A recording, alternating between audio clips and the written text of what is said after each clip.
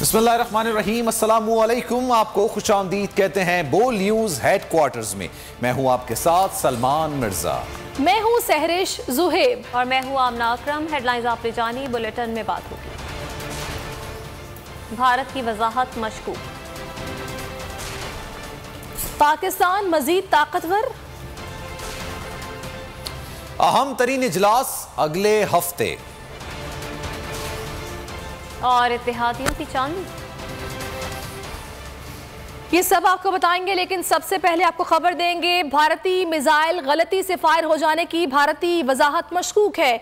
भारत खित्ते के अमन के लिए खतरा बन चुका है। मुशीर कौमी सलामती मोईद यूसुफ का इजहार तशवीश। कहा पाकिस्तान भारत के मामले पर आंख बंद नहीं करेगा। कैसा मुल्क है जिसका मिसाइल चल गया और 3 दिन बाद वजाहत कर रहा है। हम दुनिया को बार बार भारत के नाक़िस दिफाई निज़ाम की तरफ तवज्जो दिलाते रहे हैं। आलमी बरादरी मामले का नोटिस ले।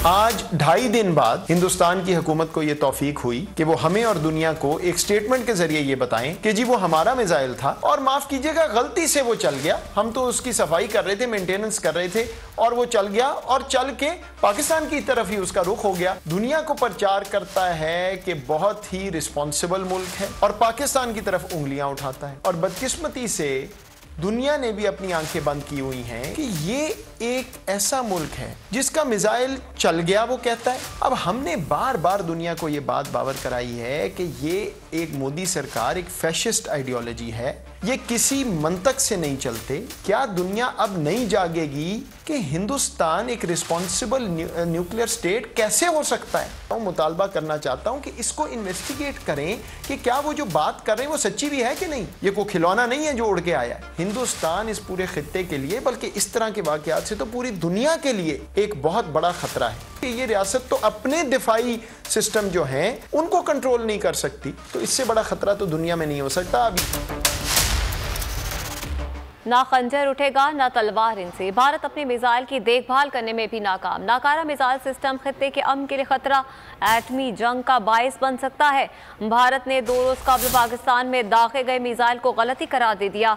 भारतीय वजारत दिफा से जारी बयान में कहा गया है कि मिसाइल सिस्टम में तकनीकी खराबी के बायस मिसाइल फायर होने पर अफसोस है। वाक़े की आला सतह की इंक्वायरी का हुक्म भी दिया है। फारूक हबीब ने अपने रद्द-ए-अमल में कहा भारत ने पूरे खित्ते के अमन को दाव पर लगाया हुआ है। अगर मिसाइल आबादी पर गिरता तो बहुत बड़ा नुकसान होता। यह गैर जिम्मेदाराना है। भारत खित्ते के अमन को खतरे में डालने की कोशिश कर रहा है। उम्मीद है सलामती काउंसिल के मुस्तकिल मेंबरान इस पर खामोश नहीं रहेंगे। वज़ीर ख़ारजा शाह महमूद कुरैशी का भारतीय वज़ारत दिफा के बयान पर सख्त तरीन रद्द-ए-अमल। वज़ीर ख़ारजा ने सवाल उठाया कि क्या भारत इस काबिल है कि उसके पास इस किस्म के हथियार, अगर गलत फहमी हो जाती तो उसका जिम्मेदार कौन होता। भारत को कठेरे में लाना होगा। दिफा नाकाबिल तस्खीर जदीद J-10C लड़ाका तैयारों की पाक फजाइया में शमूलियत। पाकिस्तानी फजाओं के दिफा के लिए जदीद तरीन चीनी जंगी तैयारे J-10C पाक फजाइया के बेड़े में शामिल कर लिए गए। कामरा एयरबेस पर बलवला अंगेज तकरीब मुनक्किद हुई, जिसमें जदीद लड़ाका तैयारों ने अपनी हरबी सलाहियतों का शानदार मुजाहरा किया। हो जाए होशियार, पाकिस्तानी बेड़े में शामिल J-10C दुश्मनों को झपटने के लिए तैयार। पाकिस्तानी फजाओं की दिफा के लिए जदीद तरीन 6 चीनी जंगी तैयारे J-10C पाक फिजाइया के बेड़े में शामिल। कामरा एयरबेस पर वलवला अंगेज तकरीब का इनेकाद किया गया। वज़ीर आज़म इमरान खान बतौर मेहमान खुसूसी शरीक हुए। वज़ीर आज़म के हमरा वफाकी वज़रा, अस्करी हुकाम और चीनी सफ़ीर भी शरीक थे। तकरीब का आगाज कौमी तराने से हुआ। फौजी बैंड ने मशहूर तराना अल्लाहू अकबर भी पेश किया। फौजी दस्ते की जानिब से शानदार परेड का भी एहतमाम किया गया। के बाद फजा J-10C की घन गरज से गूंजी। चीन से आए तैयारों ने शानदार फ्लाई पास्ट पेश किया। यारे हरबी सलाहियतों में F-16 के हम पल्ला करार दिए जाते हैं, जिन्हें चीनी एयरफोर्स में रीढ़ की हड्डी समझा जाता है। J-10C तैयारे जदीद तरीन टेक्नोलॉजी से लेस हैं। इन तैयारों में फजा से फजा, फजा से जमीन और फजा से समंदर में टारगेट करने की सलाहियत मौजूद है। पाकिस्तान की तरफ कोई मैली आंख से नहीं देख सकता। पाकिस्तान की तरफ जो देखेगा उसे भारी नुकसान होगा।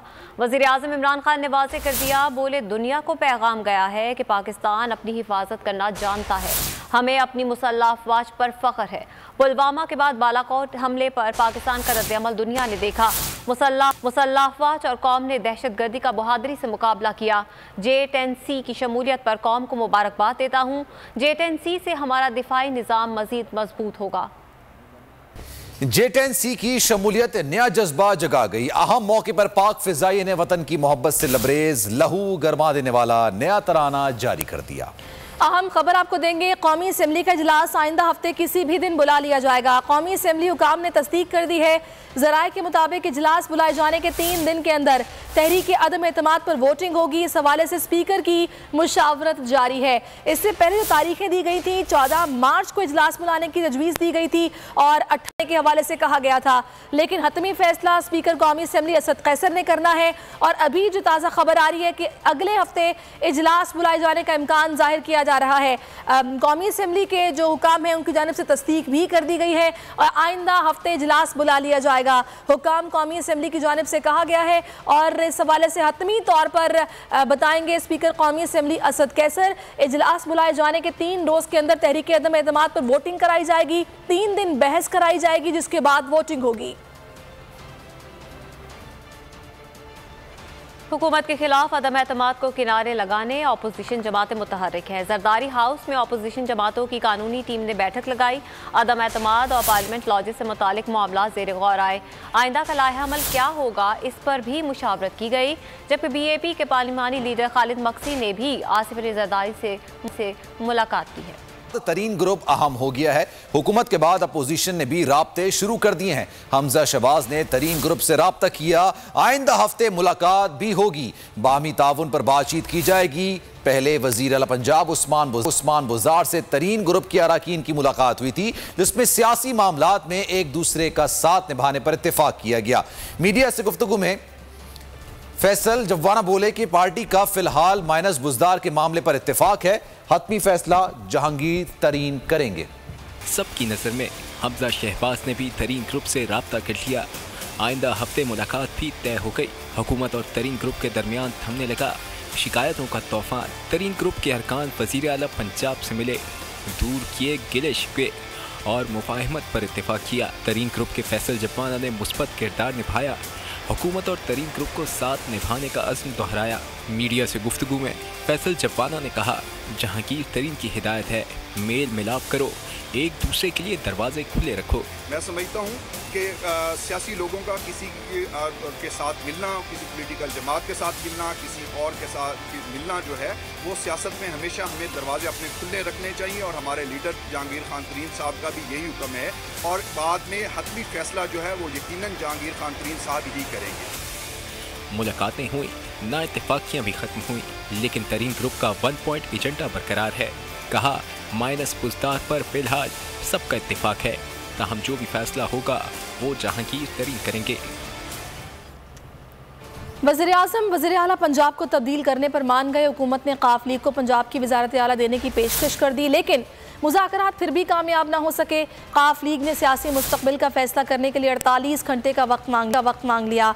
डेडलॉक कहाँ बरकरार है, आप भी जानिए इस रिपोर्ट में। वज़ारत आला दो अभी दो फिर हुकूमत के साथ हैं। काफ लीग ने तहरीक इंसाफ के वज़रा के सामने मुतालबा कर दिया। हुकूमत और मुस्लिम लीग काफ के रहनुमाओं के दरमियान नाखुशगवार माहौल में होने वाले मुज़ाकरात नाकाम हो गए। काफ लीग ने फैसले के लिए 48 घंटे का वक्त मांग लिया। असद उमर और परवेज खटक मोनी सिलाही और तारिक बशीर चीमा से मिलने पहुँचे थे। ज़राए के मुताबिक हुकूमती कमेटी ने जाकर मुबारकबाद दी और कहा कि आपको तहरीक अदम एतमाद नाकाम होने के बाद वज़ारत आला दी जाएगी, जिस पर काफ लीग की क़यादत ने खुशी का इजहार करने के जवाब दिया कि हम आप पर क्यों एतबार करें कि कमिटमेंट पूरी करेंगे, हमें लॉलीपॉप दिया जा रहा है। वजीर आजम वजारत आला देने का वादा करें तो साथ हैं। काफ लीग के वज़रा के सख्त मौक़िफ़ के बाद बात आगे न बढ़ सकी। पंजाब असेंबली में तहरीक इंसाफ के 184 और काफ लीग के 10 मेंबरान हैं। न्यूट्रल तो जानवर होता है, इंसान अच्छाई के साथ खड़ा होता है। जानवर को अच्छे बुरे की तमीज़ नहीं होती। अल्लाह ने हमें इजाज़त ही नहीं दी